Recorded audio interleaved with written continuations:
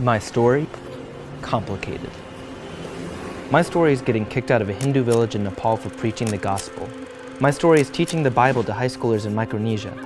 My story is introducing Jesus to a rural village in India for the first time so that a 99-year-old Hindu lady can finally know her Savior. My story is helping refugees who are fleeing from ISIS in Lebanon. My story is still being scripted.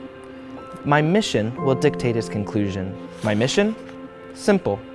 My mission is to go to all nations preaching the gospel. My mission is to have beautiful feet. My mission is not to fight against flesh and blood, but to destroy the devil's plans for success. My mission is to rejoice because I have been counted worthy of suffering for Jesus. My mission is to fight the good fight, finish the race, and keep the faith. My mission is for my story to resemble that of the author of the 66-book love letter written to the world.